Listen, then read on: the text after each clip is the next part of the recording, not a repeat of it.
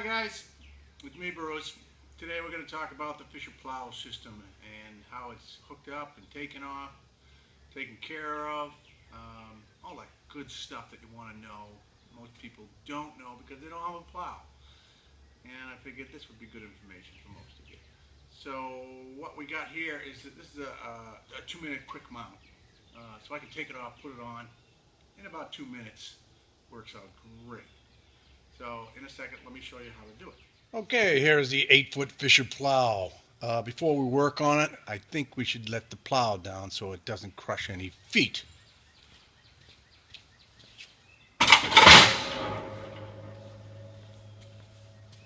Now, if that had landed on your foot, it would have crushed all 5 of your toes. So you got to be careful when you're playing around with a Fisher plow. They're heavy because they want to scrape up the ice when you're plowing. So anyways, what we got over here, I'll show you in a second. We got the handle here. This releases the pins from down here. There's 2 pins, one here and one on the other side. When I pull this, it pulls the pins out, which releases the plow from the frame. So this is like a safety handle right here, which goes through, so nobody can pull this and the plow comes out. But when we pull this, there's a little piece of metal here with a little handle on it, and it goes all the way down, and this locks into it. So when you do pull the plow away, the plow stays at this angle. So another thing is, before you do it, you want to make sure that this is all the way down. All right. The reason for that is when you go to hook it back up, you won't be able to hook it back up because it's got to be all the way down. Alright, so these pistons here are for angle plowing, different positions when you're plowing to scoop the most snow. What else would you know? When you hit a manhole or something, we have springs here, a spring here, and another one here. This whole plow will basically bang forward, and it will release the pressure if you do hit a manhole. And that's a good thing, because if it was solid, it would just bust the plow to pieces. So there's another good thing about a Fisher plow. I would say they're the best. There's a lot of other makes, but I've plowed since I was like 12 years old. So I know plows. And I will say one thing, Fisher plow is great, but you got to maintain it. You got to take care of it. You got to wash it every time you use it. If you don't, the thing will rust. And in 1 or 2 years, it will look like a piece of crap.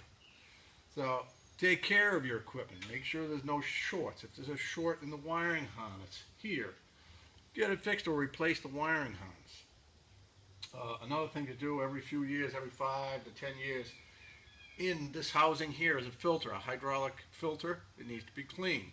If you don't clean it, what's going to happen is the oil starts leaking out of here and you won't get any pressure to lift the plow up. So that's important to replace every once in a while. I wish I could show you what it looks like, but I don't have one on, so you're not going to see it.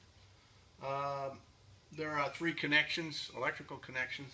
You have one for the hydraulic pump, which comes out of here, and you have another 2 here for the lights and the blinkers, high beams, and stuff like that. So it's a pretty nice system, which is nice because the whole plow system and the frame comes off, and you're not, when you disconnect the plow, you don't have this hanging off the front. So the whole thing comes right off. So we're going to do that in a second. Hold on. Okay, so normally when I back out, I usually put some bungee cords so it doesn't fall back like that. What we're going to do is put one there and there. That holds the frame, so when you do back out, the thing doesn't go forward. I don't know if this one's going to fit, but there you go. Everything disconnected. Everything looks good. Also, you can see down here, these 2 slots here are for where the front of the truck comes in. There's a 2 pins, one on either side. I don't call them pins, but connecting plates. which will slide right in here, and then the bolts, when you pick up on that, they'll just fall in place. And then you're connected, and then you connect your wiring harness. So it's a beautiful system. I wish I had invented it, but of course I was too busy watching TV when I was a little kid. So that's what happens. So get your head out of the computer and get out there in the world, go plowing. Have a nice day. Oh, I forgot to tell you. Inside the truck, you have a toggle controller. Little toggle, little on-off switch right here. A little red light tells you that's on. That's when it's on. You push down for the plow to go down. You pull up for the plow to go up. Angle left, angle right. Nice system, very easy. The only bad thing about it is I hit my knee on it every once in a while. Don't mind, my truck is a little dirty right now. I've been plowing, so it's a little messy.